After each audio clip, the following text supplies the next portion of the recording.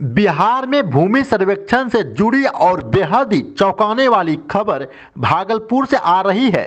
भागलपुर में महज कुछ ही अंचलों के चिन्हित मौजों में अब तक जमीन सर्वे का काम शुरू हो पाया है। ऐसे में बड़ा सवाल यह उठता है कि खासकर भागलपुर में कछुए की गति से चल रहे जमीन सर्वे का काम आखिर कब तक पूर्ण हो पाएगा।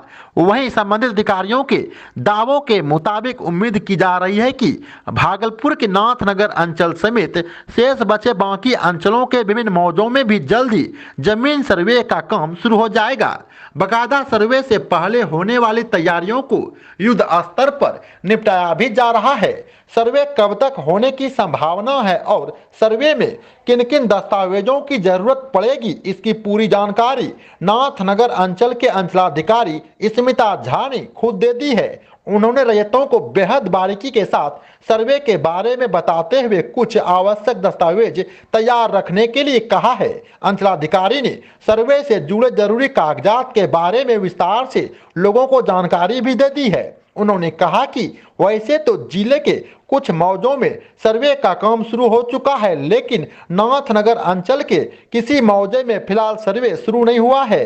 हालांकि अंचलाधिकारी स्मिता झा ने क्षेत्र के रैयतों से अपने अपने दस्तावेजों को समय रहते दुरुस्त करने की अपील की है, जिससे कि सर्वे के दरमियान किसी को संबंधित कागजात के लिए ज्यादा भागदौड़ नहीं करनी पड़े और वह सरलता पूर्वक अपने भूमि का सर्वे करवा लेंगे।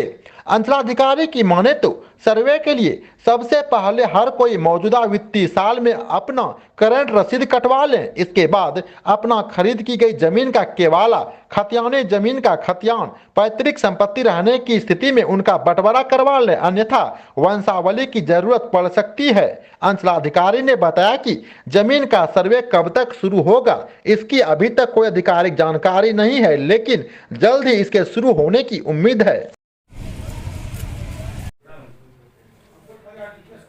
बाकी सभी जिलों में तो सर्वे का काम शुरू हो गया है। अपने भागलपुर जिले के अंतर्गत भी सेकेंड फेज में सर्वे का कार्य शुरू हुआ है, तो उसमें कुछ मौजे चिन्हित किए गए हैं। लेकिन अपने नाथनगर प्रखंड से एक भी मौजा अभी सेकेंड फेज में तो अभी तक नहीं आया है। बाकी विभाग के द्वारा जैसे दिशा निर्देश प्राप्त होंगे तो फिर उस हिसाब से कार्रवाई की जाएगी। कुछ दस्तावेज में जो कि लोग बनवा सके, ऐसा कुछ निर्देश आया है? क्या क्या दस्तावेज लगेगा? हाँ, लोग अपना आदतन लगान रसीद कटवा के रखे और अगर बंटवारा करना है, उनकी पैतृक संपत्ति है, 2-3 पुश्तों से उन्होंने बंटवारा नहीं किया है, तो वो पेपर्स सारे दुरुस्त कर लें, अपना बंटवारा कर लें, अपने अपने नाम से जमाबंदी सूचित करा लें, ताकि जब सर्वे का कार्य शुरू हो तो उस समय उनको परेशानी का सामना न करना पड़े। आपको बता दें कि बिहार में भूमि का जो सर्वे किया जाएगा, उस आधार पर सभी जमीन मालिक के नाम से नया खतियान और नक्शा भी सरकार की ओर से जारी कर दी जाएगी।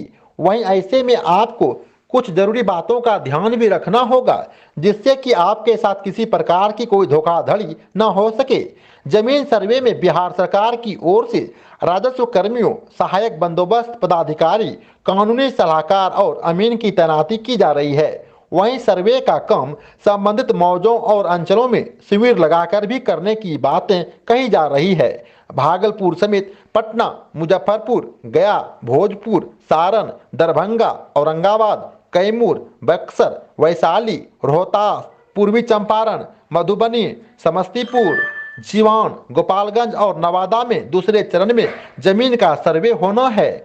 वहीं बंदोबस्त का काम भी शुरू हो चुका है। दूसरे चरण के जिन 18 जिलों में सर्वे का काम शुरू किया गया है, उनके 100 अंचलों में प्रथम चरण में सर्वेक्षण का काम शुरू किया गया है। इनमें से 50 अंचल उत्तर बिहार के हैं, जबकि 50 अंचल दक्षिण बिहार के हैं।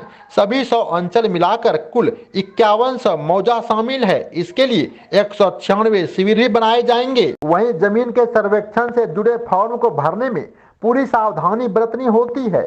अंचलाधिकारी की माने तो फॉर्म ऑनलाइन और ऑफलाइन दोनों प्रक्रिया में भरा जाएगा। अगर फॉर्म में थोड़ी सी गलती रह जाती है तो बाद में यही सामान्य सी गलती परेशानी का सबब बन सकता है।